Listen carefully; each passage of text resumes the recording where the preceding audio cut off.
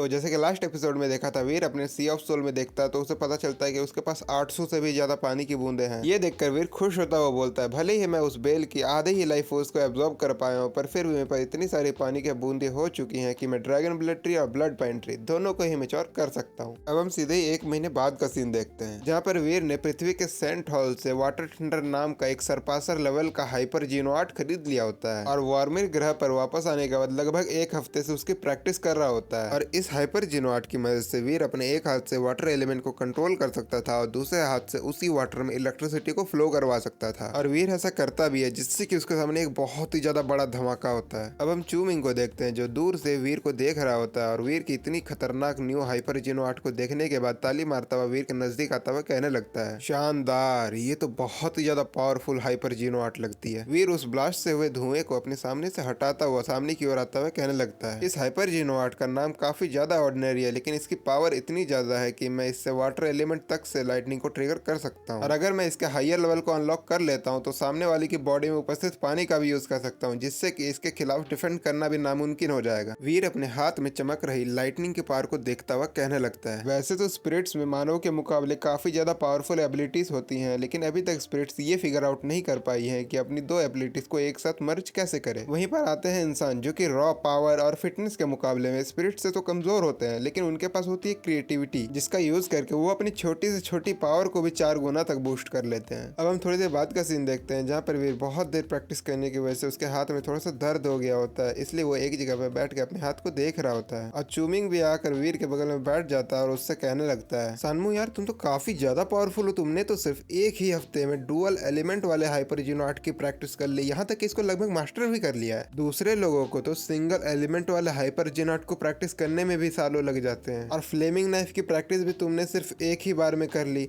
ऐसा कैसे हो सकता है? तुम ऐसा कैसे कर रहे हो? क्या तुम हमसे कुछ छुपा रहे हो? चूमिंग वीर से और भी ज्यादा सवाल करने वाला था, लेकिन वीर उसको बीच में रोकता हुआ कहने लगता है, ये हाइपर जीनोआर्ट तो इजी एलिमेंट वाटर और थंडर को लेके बनाया गया है, जिससे कि इसको सीखना भी काफी ज्यादा आसान है, और मैंने अभी तक सिर्फ इसकी प्रैक्टिस ही करी है, इसको अभी तक एक्चुअल कॉम्बैट में यूज नहीं किया है, तो अभी कुछ कह नहीं सकते कि यह हाइपर जीनोआर्ट किसी काम का है भी या नहीं। असल में यह हाइपर जीनोआर्ट काफी ज्यादा पावरफुल होती है, लेकिन वीर चूमिंग को स्पिरिचुअल बेस के बारे में नहीं बताना चाहता था, इसलिए वो चूमिंग से झूठ बोल देता है। चूमिंग वीर की बात को सुनने के बाद थोड़ा शांत हो जाता है, लेकिन तभी उसे कुछ याद आता है। चूमिंग बहुत ही ज्यादा क्यूरियस होता हुआ वीर से कहता है, अच्छा ठीक है, ये सब छोड़ो, एक बात बताओ, क्या तुमने 3rd गॉड सेंचुरी के एक रेयर किंग स्पिरिट के बारे में सुना है? आजकल चारों तरफ सिर्फ इसी बारे में चर्चा हो रही है, लोग तो ये तक कह रहे हैं कि ये किंग स्पिरिट अपने the legendary 10th gene lock को भी ओपन कर लेगा। चूमिंग के मुंह से ये बात सुनने के बाद वीर थोड़ा घबरा जाता है और खांसने लग जाता है। वीर घबराते हुए चूमिंग से पूछता है, क्या तुम्हें उस किंग स्पिरिट का नाम पता है? चूमिंग वीर का रिप्लाई देते हुए कहने लगता है, मैंने सुना है कि किंग स्पिरिट्स उसे एम्परर एमरिस्ट बोलते हैं। चूमिंग के मुंह से ये बात सुनने के बाद वीर के जान में जान आई, क्योंकि ये वही नाम था जो उसने फर्स्ट स्पिरिचुअल बेस में स्पिरिट्स को बताया था। वीर को लगा था कि वार्मिर ग्रह पर कहीं उसकी पहचान रिवील तो नहीं हो गई, इसीलिए वीर इतना ज्यादा घबरा गया था। लेकिन वीर को यह बात अभी तक समझ में नहीं आ रही थी कि फर्स्ट स्पिरिचुअल बेस की बातें ह्यूमंस को कैसे पता चली। इसलिए वीर चूमिंग से पूछता है, अच्छा तुम्हें उस किंग स्पिरिट के बारे में जो भी बातें पता है सब कुछ मुझे बताओ। और वीर का रिप्लाई देते हुए चूमिंग उससे कहने लगता है, मैंने सुना है कि वो किंग स्पिरिट काफी ज्यादा पावरफुल है और स्पिरिट्स के बीच में काफी ज्यादा पॉपुलर भी है। स्पिरिट शल्टर के ह्यूमन सरपासर्स के हिसाब से स्पिरिट्स उसे एक भगवान की तरह पूजते हैं। चूमिंग ये सब इतनी जल्दी जल्दी बोल रहा होता है कि उसके मुंह से लार निकलने लग जाता है, और ये देखकर वीर चूमिंग से अनॉय होता हुआ उससे कहने लगता है, क्या तुम थोड़ा धीरे नहीं बोल सकते? पर चूमिंग वीर की बात पर उतना ध्यान नहीं देता और अपनी बात में जोड़ता हुआ कहने लगता है, मुझे तो लगता है ना उस किंग स्पिरिट को कहीं जाके मर जाना चाहिए, क्योंकि वो बहुत ज्यादा घमंडी है। मैं चूमिंग, देखो मैं कितना ज्यादा हैंडसम हूँ, फिर भी कोई स्पिरिट मुझसे शादी नहीं करना चाहती, और वो एम्परर एमरिस्ट कितना ज्यादा लकी है कि उसे एक किंग स्पिरिट के रूप में जन्म मिला। अगर मैं एक किंग स्पिरिट होता ना तो मैं उससे 100 गुना ज्यादा पॉपुलर होता, हजारों में गर्लफ्रेंड रखता। और चूमिंग यहाँ पे बिना रुके बहुत कुछ बोलने लग जाता और वीर उसको इग्नोर करता हुआ अपने मन में सोचने लग जाता है, मैं किसी भी तरह से वार्मिर ग्रह पर यह बात फैलने नहीं दे सकता कि मैं ही एम्परर एमरिस्ट हूँ। मैंने फर्स्ट स्पिरिचुअल बेस में इन सभी स्पिरिट्स को आसानी से हरा दिया था, लेकिन इसका मतलब ये नहीं है कि मैं वार्मिर ग्रह पर भी इनको इतनी ही आसानी से हरा सकता हूँ, क्योंकि वार्मिर ग्रह पर मैं सिर्फ 3 सेकंड के लिए सुपर स्पिरिट मोड में रह सकता हूँ, लेकिन ये स्पिरिट्स अपनी पूरी पावर के साथ रहेंगे। और अगर इन लोगों ने अपने एल्डर्स को बुला लिया जिनके 6-7 जीन लॉक अनलॉक होंगे, तो मेरे लिए एक प्रॉब्लम खड़ी हो सकती है। वीर को इतनी गहरी सोच में पड़ा हुआ देखकर चूमिंग उसे उंगली करता हुआ कहने लगता है, सानमू क्या तुम भी वही सोचे जो मैं सोच रहा हूँ? मुझे तो लगता है कि ये एम्परर एमरिस्ट मर्द ही नहीं है, वरना कोई इतनी प्यारी प्यारी फीमेल स्पिरिट्स को इग्नोर कैसे कर सकता है? अनजाने में ही सही, लेकिन चूमिंग ने वीर के बारे में एक ऐसी बात बोल दी जो वीर को बिल्कुल पसंद नहीं आई। इसलिए वीर चूमिंग को मजा चखाने के लिए उसके कंधे पे हाथ रखता है और एक डरावनी आवाज में बोलता है, चूमिंग इन सब फालतू बातों को छोड़ो, एक बात बताओ, तुमने तो कहा था कि तुम अब दोबारा तभी मिलोगे जब तुम अपना सेकंड जी लॉक अनलॉक कर लोगे, तो एक बात बताओ, तुमने अपना सेकंड जी लॉक अनलॉक कर लिया क्या? और अगर नहीं किया तो आओ मैं तुम्हारी मदद करता हूँ। चूमिंग वीर के इंटेंशन को समझ गया था कि वीर अब उसको प्रैक्टिस के बहाने पेलने वाला है, इसलिए चूमिंग इतना ज्यादा घबरा जाता है कि उसके मुंह से पसीना आने लग जाता है और वो घबराते हुए वीर से बोलता है, अच्छा हाँ वो छोड़ो,